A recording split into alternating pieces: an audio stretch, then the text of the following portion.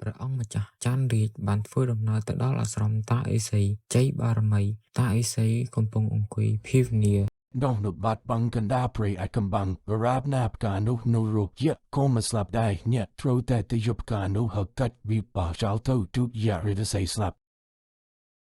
អរគុណបរិយាគុណទូបង្គំនឹងមិនឲ្យខកបំណងឡើយក៏បានហោះកាត់មុខរបស់គាត់ក៏បានឈៀតចោលហើយក៏បានឆ្លើយតបថា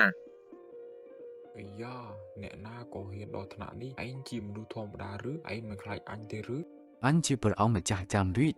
អញមកទីនេះដើម្បីសម្លាប់ឯងនិងរំដោះនារីដែលឯងខំខ្លួន អង្គម្ចាស់ច័ន្ទរាជឬឯងមិនអាចធ្វើអីអញបានទេអញមានមហិទ្ធិឫទ្ធិខ្លាំងពូកែណាស់យក្សាក៏បានវាយប្រហារទៅកាន់ព្រះអង្គហើយព្រះអង្គក៏បានកិច្ចខ្លួននិងតតាំងប្រើមុនគាថាសូមជូនរឿងព្រះអង្គម្ចាស់ចិត្តសឿងនិងនាងទាវធីតាព្រះបាទធម្មរាជានិងព្រះមហាសីសវណ្ណទេវីកំពុងគង់នៅលើបល្ល័ង្កព្រះអង្គម្ចាស់ច័ន្ទរាជឈរនៅក្បែរគ្រូទាយមហាមោកំពុងតែធ្វើការទស្សន៍ទាយគ្រូទាយមហាមោយើងចង់ឲ្យអ្នកមើលជោគវាសនារបស់បុត្រយើងព្រះអង្គម្ចាស់ច័ន្ទរាជអនាគតរបស់ទ្រង់នឹងទៅជាយ៉ាងណាទាយមហាមោបិទភ្នែកខ្សឹបខ្សៀវរួចបើកភ្នែកឡើងវិញទាំងភាពស្លន់ស្លោអូប្រកាសណាជោគវាសនារបស់ព្រះអង្គម្ចាស់ពិតជាអស្ចារ្យប៉ុន្តែមានឧបសគ្គដ៏ធំមួយ ឧបសគ្គអ្វីទៅលោកគ្រូសូមលោកគ្រូកុំលាក់បាំង ព្រះអង្គម្ចាស់បានត្រូវជួបនឹងយក្សកំណត់មួយឈ្មោះយក្សរិទ្ធិសីដែលកំពុងឃុំខ្លួននារីម្នាក់ជាគូព្រឹងរបស់ទ្រង់បើទ្រង់មិនអាចកម្ចាត់យក្សនេះទេនគរយើងនឹងជួបគ្រោះថ្នាក់ យៈឬស័យឬទូបង្គំនឹងមិនញញួយឡើយទូបង្គំនឹងធ្វើកំចាត់វាដើម្បីដកនិងដើម្បីគូព្រេងរបស់ទូបង្គំ បុត្រយើងពិតជាមានចិត្តក្លាហានប៉ុន្តែផ្លូវទៅមុខគ្រោះថ្នាក់ណាស់យក្សរិទ្ធិសីជាយក្សមានឫទ្ធិខ្លាំងពូកែនៅតែមួយគត់គឺព្រះអង្គម្ចាស់ត្រូវតែទៅជួបលោកតាអីសីជ័យបារមីដែលគង់នៅក្នុងគូលែនទើបអាចរកឃើញពិធីកំចាត់យក្សបានព្រះអង្គម្ចាស់ច័ន្ទរាជបានធ្វើដំណើរទៅដល់អាស្រមតាឥសីជ័យបារមីតាឥសីកំពុងអង្គុយភីវនាព្រះអង្គម្ចាស់ច័ន្ទរាជបានធ្វើដំណើរទៅដល់អាស្រមតាឥសីជ័យបារមីតាឥសីកំពុងអង្គុយភីវនា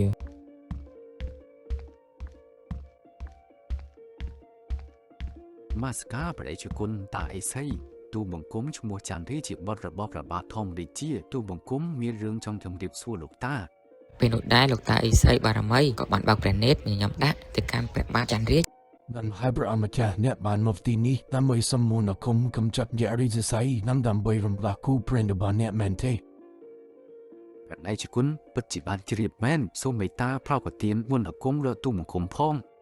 yeah read to say miet long kit stat no kron pa kan plap moi night don't no bat bang kan da pray I can bang arab nap ka no ro yet come slap die yet throw that the yup ka no hug cut be ba shall to yeah read to say slap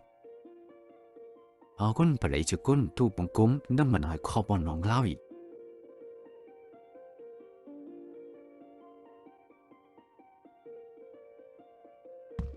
ពេលនោះដែរព្រះអង្គច័ន្ទរាជក៏បានដើរចេញពីអាស្រមរបស់លោកមនីឥសីមកឆ្ពោះទៅកាន់ព្រៃមួយដ៏សែនស្ងាត់ជ្រងំហើយខណៈពេលក៏ដើរទៅមុខទៀតក៏បានឃើញបឹងមួយដូចមនីឥសីក៏បាននិយាយប្រាប់គាត់ចឹងគេការកំ ប្លោកដោះនៅបាតបឹងហើយពេលនោះដែរយក្សាក៏បានហោះកាត់មុខរបស់គាត់ក៏បានឈៀតចោលហើយក៏បានឆ្លើយតបថា អាយ៉ាអ្នកណាក៏ហ៊ានដល់ថ្នាក់នេះឯងជាមនុស្សធម្មតាឬឯងមិនខ្លាចអញទេឬ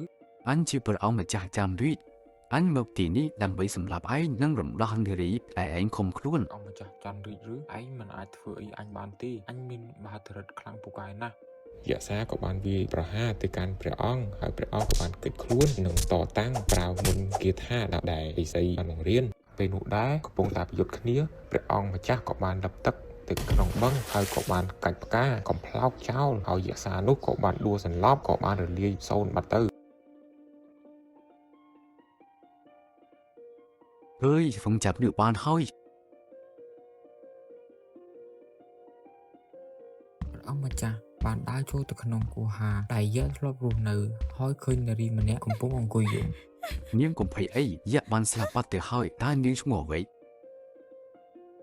ឈ្មោះទាវធីតាខ្ញុំជាកូនរបស់លោកអ៊ំសម្បូរដែលរស់នៅឯភូមិខាងលិចសូមអរគុណព្រះអង្គម្ចាស់ដែលបានមកជួយខ្ញុំ នាងពិតជាស្រស់ស្អាតដូចគូព្រេងដែលគូទាយបានទូទាយមែន តានាងសុខចិត្តរស់នៅជាមួយយើងទេយើងនឹងនាំនាងត្រឡប់ទៅជួបឪពុកនាងវិញហើយយើងនឹងជួយថ្វាយបង្គំពុកម៉ែដើម្បីសុំការអនុញ្ញាតឬអភិសេកជាមួយនាង ខ្ញុំសុខចិត្តព្រះអង្គម្ចាស់ខ្ញុំក៏ចង់ត្រឡប់ទៅជួបឪពុកខ្ញុំវិញដែរ ព្រះអង្គម្ចាស់ចាន់រាជបាននាំនាងទេពធីតាត្រឡប់ទៅភូមិវិញហើយជួបលោកអ៊ំសម្បូរ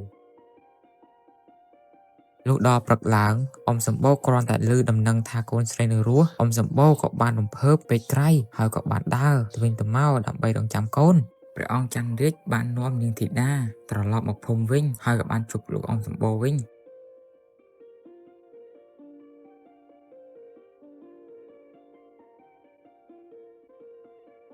កូនបានត្រឡប់មកវិញហើយឪពុកនឹកកូនស្ទើរផុតដង្ហើមទៅហើយ